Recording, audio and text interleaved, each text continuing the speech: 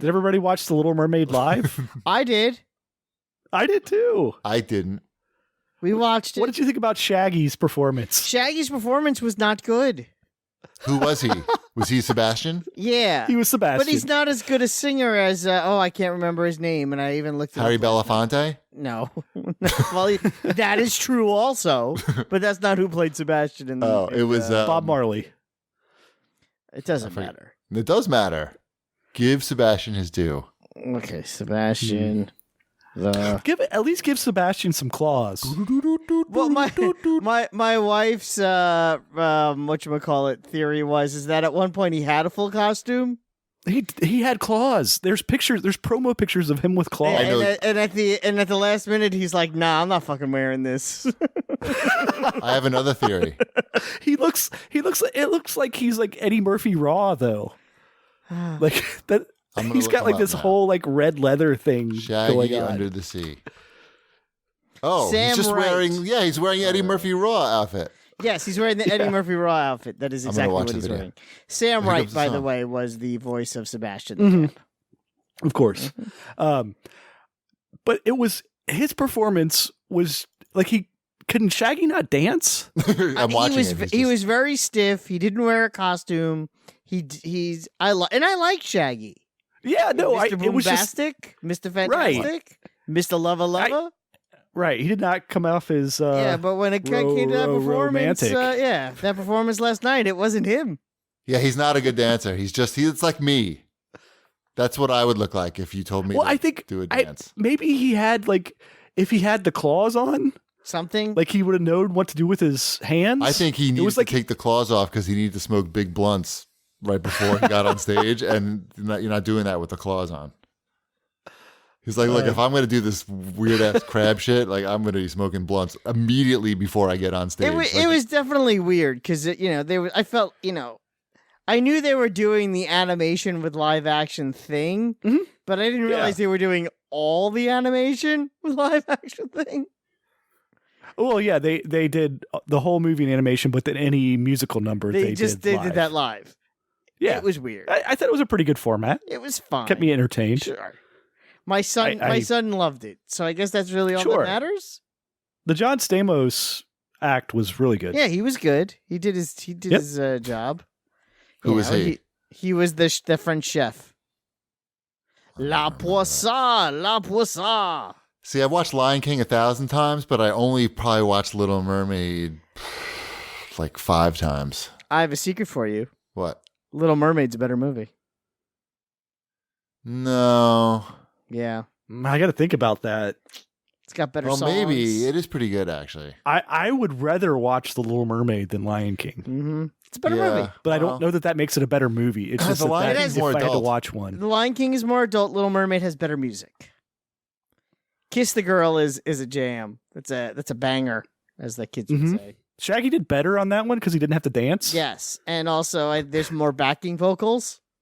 Right. There's those shalalalas. So he didn't have to. But yeah, I felt like Under the Sea was a big letdown. Remember when I did Under the Sea at round 1 karaoke? Mm-hmm. Yeah. I do. Should they hire me next year? I'll tell you what, everything's better down where it's wetter. That's what they say. That's what she said. I watched Clash of the Titans. Everything's hotter under the water. No. Okay, you were saying? I watched Clash of the Titans. Which one? The original? No, the newer one. Oh, the new one? Okay. It's a bad movie. So I've seen the original Clash of the Titans. This is like from 10 years ago. Yeah, yeah. I've seen the original one a zillion times, and I like it very much. And I always thought that it would be cool to watch that with Ty. And it was bad weather the other day, and we decided to watch a movie. And I saw that the newer one was on Netflix.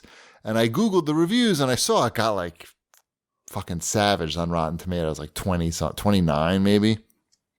But I saw Roger Ebert gave it 3 stars, and I like Roger Ebert, and I trust Roger Ebert. Trusted. Trusted in multiple ways. Mm-hmm. And it was a bad movie. and it was bad on a lot of levels. First of all, you got Liam Neeson as Zeus. He was okay. I was gonna say that role it's like that's okay. 5 minutes. Yeah. Right. He was okay. But you have I don't even know who played Perseus. Sam somebody. Let's see. Yeah. One of those guys. Sam Worthington. Yes, that sounds right. I don't know what other movies he was in, but was he in the Transformers movies? Or was he the guy from Avatar? Oh, is that the Avatar guy? That might be the Avatar guy. The Avatar guy. It's not his fault, but the character of Perseus in the newer Clash of the Titans movie is like kind of an asshole. And there's really nothing too positive about his character. And the whole take of it follows the same basic story of the older one, except the take this time is that, Perseus is, half man, half god. Yes, and he was in the last one too. Yes, it really follows it pretty closely, except the philosophy here is that he rejects his god half. Okay, so he finds out early in the movie that Zeus is his father, just like as in the other one. But he rejects that, and they give him, remember in the original one, they give him gifts. He rejects the gifts. He rejects, he wants to accomplish anything as a man and wants nothing to do. He hates the gods, and he just rejects his god side. And he was just an asshole in general. And Ty, I think for the first time ever, for any movie that I watch, Ty knows his Greek and Roman mythology like better than anyone I know by a lot. So anytime something didn't jibe with what he knew, he would say something. And you know how he says after we watch every movie, he says like, "Oh, this is my new favorite movie. It was like an A+." Mm-hmm. This is the first movie where that like didn't happen, and in fact, he was like, "I don't think I like that movie very much." So you're gonna go see the sequel? There was is it with the same guy, same character? Yep. Yeah. Oh wow, Yep. Wow. No, I saw one of these. I've seen both of them. One of them I saw. I believe. Yeah, Wrath of the Titans is the second one. I saw one of these at a drive-in. Nice. Did you get lucky? No, I was watching one of these movies. Yeah, it was. Bum. God, I want to tell you like the ending so badly because I don't think you have to worry about spoiling Clash. Okay, here's a spoiler for Clash of the Titans. Think anyone who hasn't seen it by now, it's their own fault. Yeah, 2010, I believe it came out. I wouldn't call it their fault. Yeah, right. Good call. Yeah, exactly. So remember, I tell you, Perseus spends the whole movie like rejecting his god half. He gets early in the movie, much like the original, he gets a sword, but a really cool sword. It's basically like a lightsaber. If lightsabers existed back then, he rejects it. He gives it to somebody else. He says, "You keep the sword." And the main villain in this movie is Hades. I think it's I couldn't tell who the actor was, but I think it was somebody popular because there's so much like CG on him. But Hades is the main villain at the end, and then the main confrontation comes down to Perseus confronts Hades. It's Ray Fiennes. Okay, like a major actor, right? Yes. The sword, which he rejects the entire movie, he gets the sword from his friend. He somehow knows to hold it up. Lightning strikes the sword. He throws it at Hades. Not only does it takes Hades and it sends him right back into hell. The ground opens up, and like it happened in like 5 seconds. And we're like, wait, how did he know? He never used the sword at all because he rejected it the entire movie.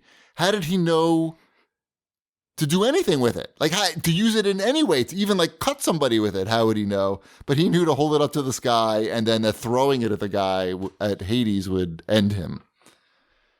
He's back in the sequel. Hades is back? Yeah, no, it only threw him into hell. It like pushed him into the crack. I guess they got a 2-picture deal. It's a good bad movie, and by good bad movie I mean it's a bad movie, but you may not hate it. What? Gods of Egypt. Similar. It's like similar in the idea of what the hell is going on, and I can't believe they made this movie, and it doesn't make any sense with the actual mythology. But Right. this is Egyptian based, and it stars the guy who plays Robin on Titans. Okay.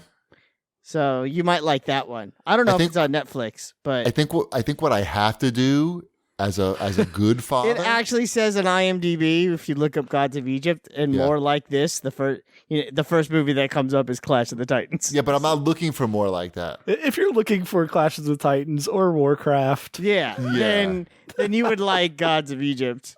Then you would like this movie that Wombat's recommending with a 25 Metascore. Right. I think I think I said like 6 times now. It's a bad movie. Yeah. No, we have to watch the original Clash of the Titans to wipe our palate clean. I think you'll find that movie doesn't hold up as well as you think it does. Well, I know that it's going to be.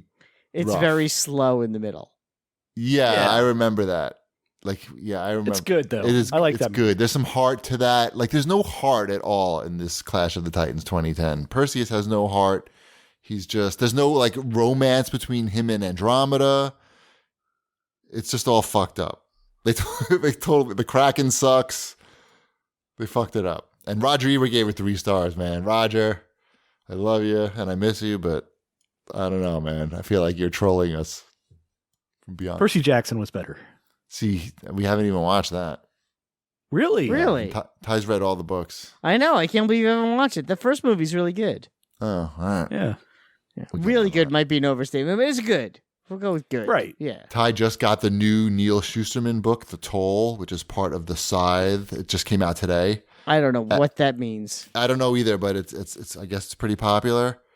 And I took it with me. I'm holding it in my hand right now because I know that he would be reading it right now, and it's 10 o'clock. I told him, I said, Ty, before I left, I said, Ty, I'm going to do a huge favor right now and tell you that I am taking this book with me. So there's no temptation to be had. You do not have to worry about sneaking around to try to get the book because I'm taking it with me right now. And he's like, oh, thank you. He did. He said, oh, thank you, Papa. I really think he felt like I was helping him. And I was. He was right. You're very nice. All right, let's move on. Sure. We spent a lot of time on that. I know. Should we talk about our sponsor or do new releases? I say sponsor the new releases. Are we not going to at least touch on the Kojima? Oh, okay. Making movies? I was going to wrap that into the new releases, but we can because since we're still in Watch This Bitches. I mean, I'm not surprised. Kojima said he's going to make movies with his good for him. Studio. How long are those movies going to be? 17 hours. Netflix series. I mean, obviously, that makes more sense. If he's going to make a TV show that doesn't need all the editing, that makes sense. They have the money. Well, they pay the money, and Kojima is good at making a lot of videos that I don't like to watch. They'll at least be visually striking, if nothing else. Correct. So, but more on that later.